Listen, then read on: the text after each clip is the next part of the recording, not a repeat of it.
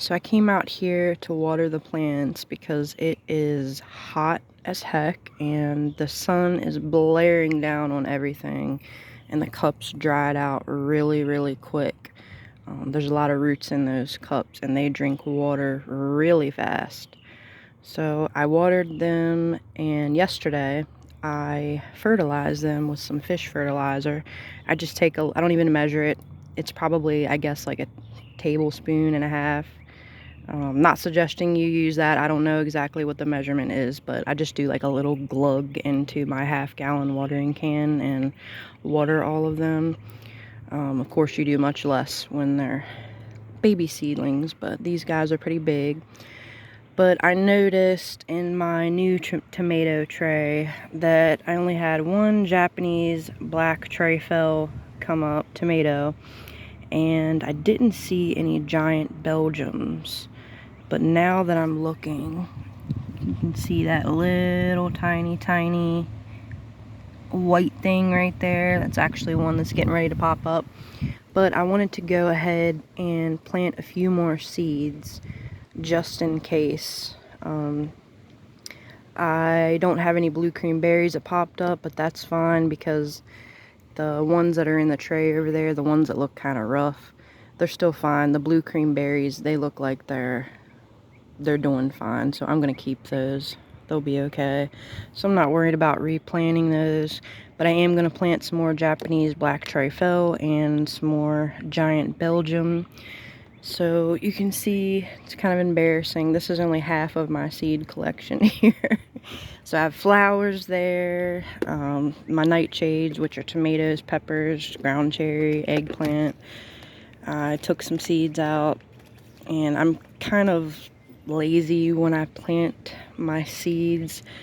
A lot of people, they have like a little instrument, they make holes beforehand in the soil, and then they put the seed in and cover it back up, sprinkle it with potting soil or seed starting mix, whatever medium they're using. But I don't do all that. Of course, do whatever works for you. That might be absolutely necessary for you to get germination, but I have had, as you can see, very well germination with just putting potting soil in there, already moistened. And if you can see, like right here, that's a giant Belgium seed, and I just push it into the soil. I do have the advantage of the super long talons. I do my nails myself. But these guys are very helpful actually when it comes to planting seeds. So I just use my nail and push them right down into the soil. Since there is one already coming up, I do 2 seeds per cell, but there's already one coming up there. So I'm just gonna do 2 in the other ones and 1 in that. So we'll see how that does. But I really want some of these giant Belgiums. I don't think I have any. I think they all looked really terrible, so I just ripped them up. I don't think I have any in those trays over there. And I definitely don't have a Japanese black Treyfell because they looked very bad. So, but I'm glad one did come up. So that's how I start seeds. Many people do peat pots. There's so many different ways that you can start seeds, but I have personally found that this is the easiest and cheapest, and it just works the best for me. It is a pain getting them out sometimes, but if you have a pair of really sharp, like needle nose tweezers, I just scoop it down in one side and pull the whole thing up and then separate the plants. I've also seen people use soil blocks. I've never done that. I actually just watched a video a couple weeks ago of a makeup artist turned gardener, Raw Beauty Christie. She used the soil block maker, and all of her seedlings dried out and died, so I felt really bad for her. And then she just planted more of them and they all got eaten by mice. That poor girl, I feel so bad for her. But yeah, this is how I start my seeds. Hopefully these guys come up. I have my little handy dandy watering wand here. This is the really cheap Expert Gardener Walmart brand watering wand. In my experience, this was like 13 bucks, but in my experience, Expert Gardener stuff will get you by. It's totally fine, works for me, but you are gonna have to replace it every year. Like, this thing is great. Always wanted one of these. I'd like to have eventually like the metal dram wand that everybody has. That would be nice, but like I say, when you're on a budget, you should get what works for you. This is very easy if you got a bad back, hard to bend down, or there's certain areas that you want to target without just spraying the entire top of your plants. This thing works really good. So I'm gonna give these a little water, and that's all I do. And I've said before also, I don't bottom water. I really don't understand how people do that, because I've never figured out how to put, like, how much water to put in there so that it soaks up through the soil, but then there's not a bunch left over at the bottom. I've tried it before and then just go back a day later and there's just tons of water sitting at the bottom, and then they start to rot and it smells really bad. So my soil, when I do start my seeds, it is packed down enough so that when I water it, it doesn't jostle the seeds around and send them to the bottom. So those seeds will be still close to the surface enough to pop through the soil. But yeah, that is how I start my seeds, and hopefully those tomatoes over there that I've had a problem with, my fault.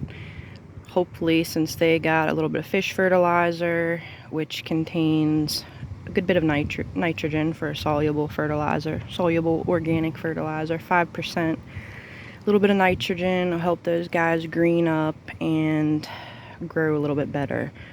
So hopefully they start looking good.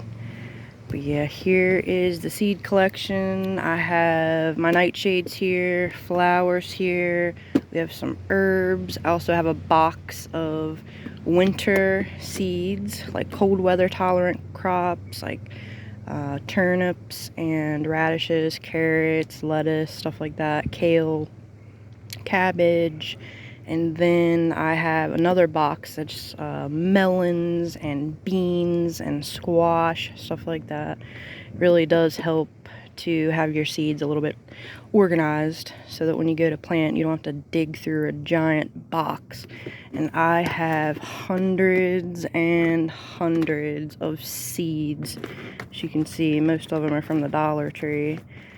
But I'm going to be planting, I think, a couple more flower seeds while I'm at it. I do have some empty space in this tray here, so I wonder what I'm gonna plant. I was thinking about starting some sunflowers, but I don't know if it'll be warm enough to put those out yet. It's April 18th and my last frost is April 29th. They'll probably be way too big in the cell tray if I plant them now. But I might just direct sow some of these. We'll see. These are really cute. These get like 2 foot tall and have a giant sunflower head on them. So might do some of those. And then I'll look through probably some more nasturtiums. Definitely some more blanket flower. That flower, I don't think I got a video of it, but there's a picture of it on my Instagram. It is so beautiful. It looks exactly like the flower on this pack here. I might plant some more gazanias. Those are really gorgeous. Can't wait for those. And I don't know, maybe some herbs. I never really use herbs that much. Even basil. When I plant basil, we don't make anything with basil. I've tried basil tea. That was okay. Basil tea is better if you have like a flavored basil, which I didn't. But I just like it because it's beautiful. It's a beautiful plant. It gets really bushy and green. Plus there's different colors. You can get the cardinal basil, which has like a red flower on it. Of course, purple basil, which is my favorite. And this year I'm growing the holy basil just specifically because it smells like bubble gum. So yeah, I might plant some more herbs. definitely going to plant some catnip because that one there really enjoys my homegrown catnip. So she'll be happy about that. Maybe some cat grass. But yeah, I'll do another update in a couple days. Maybe I'll do a video of the front flower bed. And I'll see you then.